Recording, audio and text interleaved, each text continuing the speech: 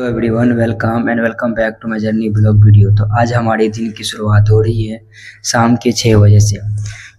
पहले हमने अपने टेबल को अच्छे तरीके से साफ़ किया, क्योंकि हम डेली की तरह अपने टेबल को बहुत ही सुव्यवस्थित तरीके से करने के बाद अपनी पढ़ाई का पहला स्लॉट लगाते हैं। जैसा कि पता है कि डेली की तरह 3 दिन से हमारी एंशिएंट हिस्ट्री ही चल रही है।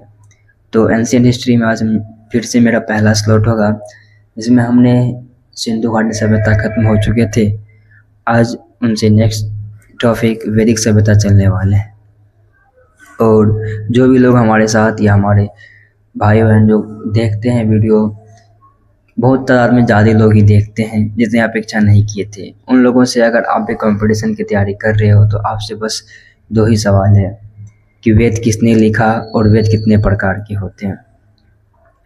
इसी के साथ मैं अपनी बहुत ही लगन और शिद्दत के साथ अपना पहला स्लॉट कंप्लीट करने का प्रयास करता हूँ, क्योंकि हर किसी के पास होता है कि आदमी पढ़ने के लिए बैठता है, अगर पहला स्लॉट ख़राब हो गया, अगर पहला स्लॉट में मन नहीं लगा, मन करता है कि छोड़ दे, फिर तो सारी क्लास छूट जाती है। पहले का 2 से 3 घंटे ही टेबल पे बैठना होता है। अगर आप एक बार टेबल पे बैठ गए फिर तो आप 2 से 3 घंटे एक्स्ट्रा पढ़ लेते हो।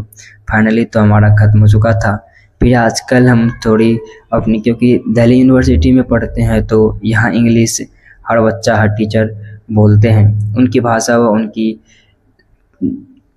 तथ्यों को समझने के लिए मुझे अंग्रेज़ी भाषा का सहारा लेना पड़ता है, क्योंकि मैं बीकॉम तो बिहार से करता हूँ। फिर भी अगर आप सेंट्रल यूनिवर्सिटी में पढ़ रहे हैं तो थोड़ी अपनी अंग्रेज़ी भाषाओं की शब्दों की शब्दावली बढ़ाना पड़ेगा। इसलिए हम पहले दिन शुरुआत किए थे इंग्लिश का, जिसमें हमने मॉडल वर्ब कंप्लीट किया था।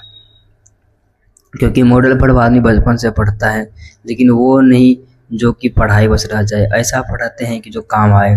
और उसके बाद सेकेंड स्लॉट में हमारा तो इंग्लिश खत्म हो गया था। थर्ड स्लॉट शुरू हुआ था हमारा करंट अफेयर से।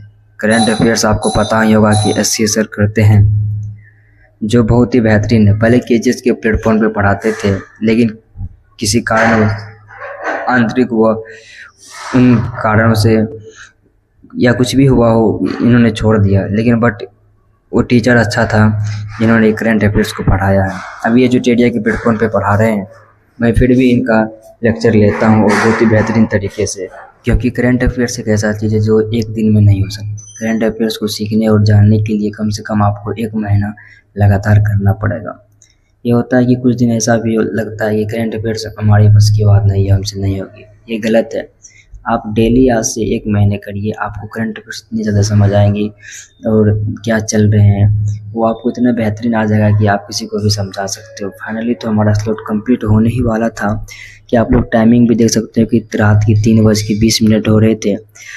और मुझे कॉलेज से एक PDF आया। जैसे वो PDF को ओपन करते ही लिखा हुआ था अनुभूति इंटरव्यू फेज 2।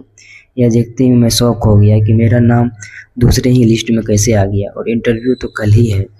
मुझे तो कुछ पता नहीं है, लेकिन इसमें नाम अमरजीत का भी था। फिर मुझे चला पता कि दोस्त तो जा ही रहे हैं, जाते हैं देखते हैं ये क्या होते हैं। और ये लाइफ का पहला इंटरव्यू था जो हम लोग देने वाले थे। एक्साइटमेंट से ज़्यादा तो हम लोग को डर था।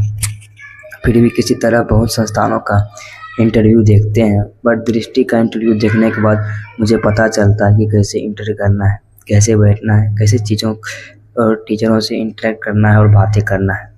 इन सब चीज़ों के बाद मैं जाऊंगा कल इंटरव्यू देने के लिए। तो इसलिए आज के लिए बस इतना ही।